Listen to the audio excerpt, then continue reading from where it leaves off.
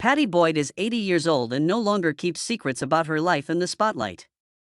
She was regarded as the glowing muse of two of rock's most renowned men for many years, and songs like Leila and Something memorialized her beauty.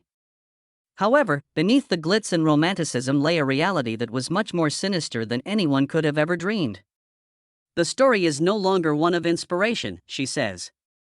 The model who turned into a muse is a story of sorrow, humiliation, and betrayal. The beginning of Pattie Boyd's story took place far from the music scene's stage lights in London. Born Patricia Ann Boyd in Somerset, England, on March 17, 1944, she was raised as the oldest of 4 children in a home that was characterized by flux and volatility. Before her parents' 1952 divorce, the family lived in Nairobi, Kenya, when her father served in the Royal Air Force, abandoning her mother to transfer the kids back to England and get married again. Pattie was an adolescent in London by the early 1960s, restless and trying to figure out who she was. When a photographer's assistant saw her potential, she transformed her unglamorous beginning as a shampoo girl at Elizabeth Arden's salon. She soon appeared on the covers of Vanity Fair, Elle, and Vogue. She became one of the most iconic figures of the swinging 1960s thanks to her big eyes, long hair, and delicate features. Her boho yet contemporary style established trends that characterized an age, and designers such as Ossie Clark named collections after her. But fashion wasn't the only aspect of her job. Boyd's life was drastically altered when she was chosen for a small role as a schoolgirl in the Beatles' movie A Hard Day's Night in 1964. She got to know George Harrison, the Beatles' reserve lead guitarist, on set. They fell in love right away, and on January 21, 1966, they were wed. Harrison created classic songs like Something and For You Blue in her honor because he loved her so much. Something is renowned for being the best love ballad of the past half-century, according to Frank Sinatra. However, the fissures were already beginning to appear in these early years. Boyd started to feel alone and invisible as a result of Harrison's increasing fixation with Indian mysticism and his subsequent infidelity. At his request, she had given up modeling in an attempt to improve their marriage, but instead she was stuck playing the part of a tiny wife at home. She would soon be drawn to another man, George's close friend Eric Clapton, by that desire for approval and affection. Leila's birth and Clapton's infatuation. Pattie Boyd and Eric Clapton had initially met in the middle of the 1960s while they were both involved in the same affluent London rock and fashion circles. Clapton was already establishing himself as one of the most talented guitarists of his generation by that point. He was dubbed Slowhand for his virtuosity while playing with the Yardbirds and then John Mayall's Bluesbreakers. His heavy blues sound catapulted him to international stardom, and he co-founded Cream, one of rock's first supergroups, in 1966. Clapton's personal life was plagued by an obsession that would not leave him, even when his career was flourishing. Clapton had fallen deeply in love with Boyd, despite his close connection with George Harrison. The people in his immediate circle knew how he felt. Bobby Whitlock and others remembered how Clapton talked about her nonstop, troubled by the idea that she was married to someone else, not even his best buddy. The fascination overflowed onto paper in 1969. An unnamed admirer wrote Boyd a letter that was simply signed with the initial E. It was full of longing and desperation. My family is the one thing I would trade for the delights of the past. My existence and my God. You can have me if you want me. Please break the magic that holds me if you don't want me. Boyd said years after that she was deeply upset. She was flattered and perplexed by the intensity of his words, but she remained married to George. She told her spouse what was going on, choosing loyalty at the time. Clapton's pain simply grew more intense. Leila and Other Assorted Love Songs, his 1970 masterwork, was the culmination of his unrequited love's eventual musical manifestation. Clapton used the Persian story Leila and Majnun from the 12th century as inspiration for the song Leila, which is a fiery declaration of passion and despair. The song was honest, heartfelt, and clearly aimed for Boyd. For Clapton, it served as a universal cry for assistance as much as a proclamation of love. Later, Boyd said that the song made her lose her willpower. The song overcame me when I realized I had sparked such enthusiasm and inventiveness. She said, I could no longer resist. Boyd started to falter by the early 1970s, when her marriage to Harrison was already collapsing due to infidelity and spiritual estrangement. There was no denying Clapton's unwavering dedication. What started off as a perilous temptation would quickly lead to one of the most notorious love triangles in rock history, with Harrison's marriage failing and Clapton pursuing him. George Harrison and Pattie Boyd's marriage was in disarray by the early 1970s.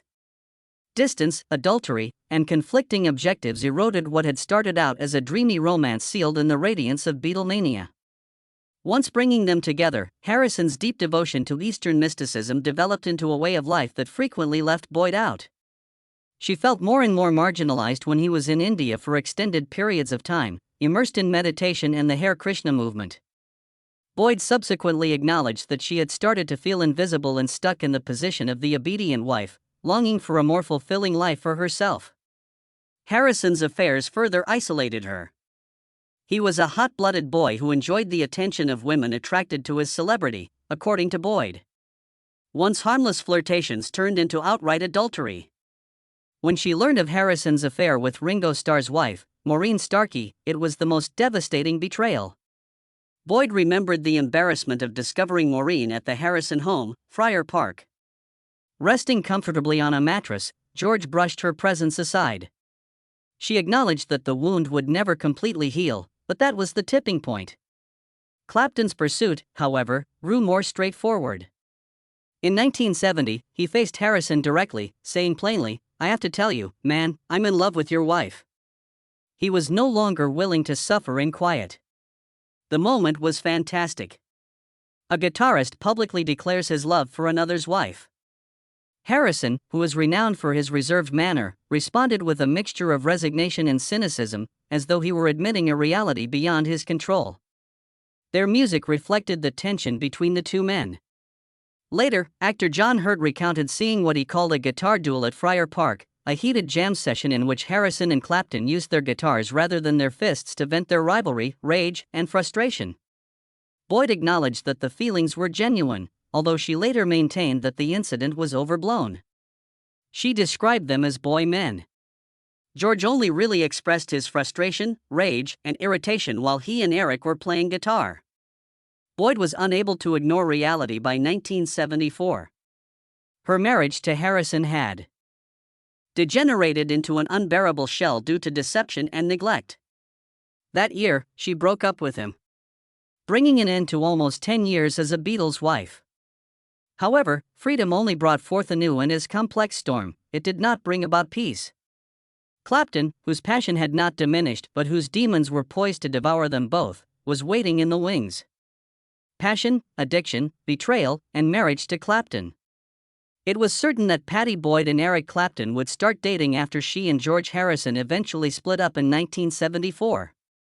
He had been pursuing her non-stop for years, expressing his obsession through letters, music, and public statements. Boyd and Clapton started dating publicly in 1977, following the completion of her divorce from Harrison.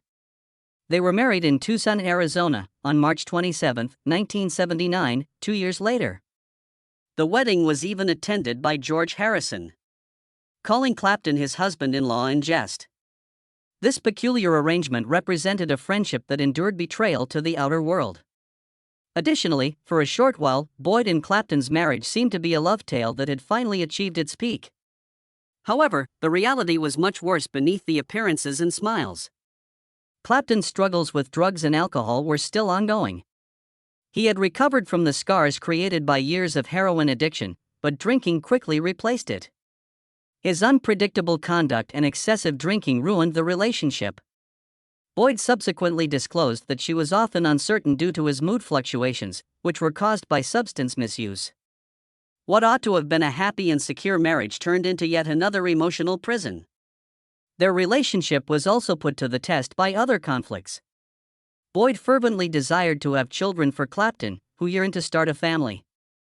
Each time they tried in vitro fertilization treatments, it resulted in heartache.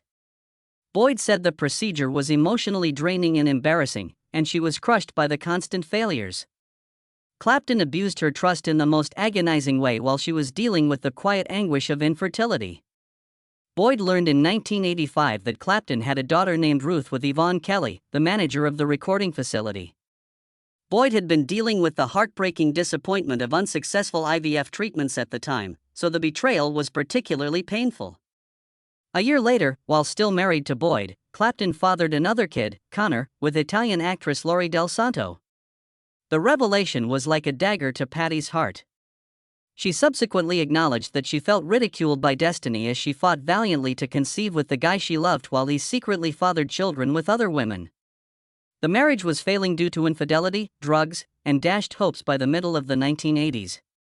Their divorce was completed in 1989 after Boyd left Clapton in 1987. Looking back, she acknowledged that I had lost my identity and called the event devastating. Neither Mrs. Famous Eric nor Mrs. Famous George applied to me anymore. Who was I? I was nobody. After Clapton, Rediscovery via literature and art. Pattie Boyd was more than simply a lady ending a marriage when she left Eric Clapton in 1987. She was someone who was having a hard time finding her true self again. Following decades that were marked by others. She has been living under the shadow of two of the world's most renowned musicians for almost 2 decades.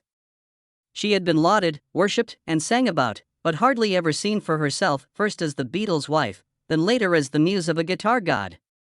Now that she was separated from both, she was resolved to take back her individuality. Boyd sought therapy in order to unravel the web of sorrow, abandonment, and betrayal that had characterized her relationships. She freely acknowledged that she had lost her feeling of value. There were wounds from the continual comparison, first to Harrison's life's never-ending supply of women and then to Clapton's adultery. However, mending took time, and creativity played a role in that process. Once a personal pastime, photography ended up saving her life. With a sharp eye influenced by her years in the rock and roll industry, Boyd started to chronicle the world around her. Her images were close-knit, genuine, and intensely personal. They captured moments of her own survival as well as those of the well-known people she had known. Her work became well-known over time. Her talent to use photos to express tales was on display in exhibitions both in London and overseas. And she stopped being merely a muse and started to become recognized as an artist in her own right. Writing evolved to become yet another liberating activity. Boyd's memoir, Wonderful Tonight, George Harrison, Eric Clapton, and Me, was published in 2007. The book was hailed for its honesty and rawness and went on to become a worldwide bestseller. She shared with the world, for the first time, what it was truly like to live with two of rock's greatest icons: the infidelity, the loneliness, the suffering, and the seldom moments of true connection. Fans who had long romanticized her marriages were taken aback by her frank admissions. The memoir, however, was more than just an exposé. After decades of silence, it was her method of taking back her voice. Boyd was at ease living outside of rock mythology by the time she was in her 70s. In a low-key wedding at Chelsea Old Town Hall in 2015, she wed Rod Weston, a real estate entrepreneur she had known for years.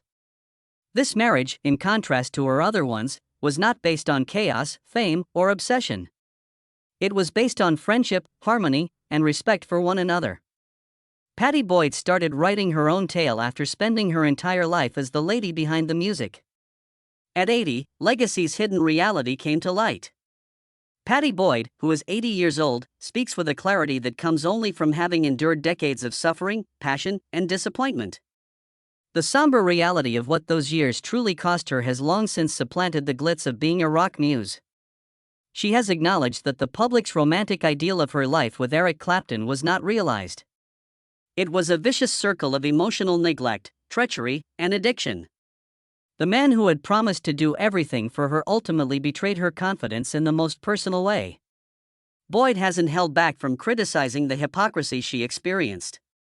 Clapton was fathering children with other women as she battled the heartache of unsuccessful IVF treatments and the debilitating stress of infertility. She has called learning of his infidelity a stab in the heart, a betrayal that was made all the more brutal by making fun of her most intimate scars. However, her disclosures are actions of reclamation rather than ones intended to evoke sympathy. Boyd has made the decision to narrate her tale according to her own terms, declining to be merely a character in someone else's song. She has challenged the misconceptions that formerly portrayed her life as glamorous with her biography, exhibitions, and frank interviews. She has served as a reminder to the world that Leila and Wonderful Tonight were the faces of a lady who was suffering from loneliness, humiliation, and heartache. However, her legacy also exhibits resiliency.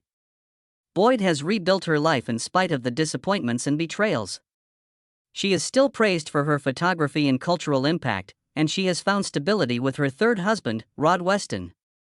At 80, she is a survivor who has at last shared the truth, unvarnished, painful, and essential, rather than a muse as others have labeled her. Regarding Pattie Boyd's startling disclosures regarding her marriage to Eric Clapton, what are your thoughts? Do you think she was just caught up in the whirlwind of fame and ego, or did she receive unfair treatment? Leave a comment below with your opinions. To ensure you don't miss our next story, remember to press the bell, like, and subscribe.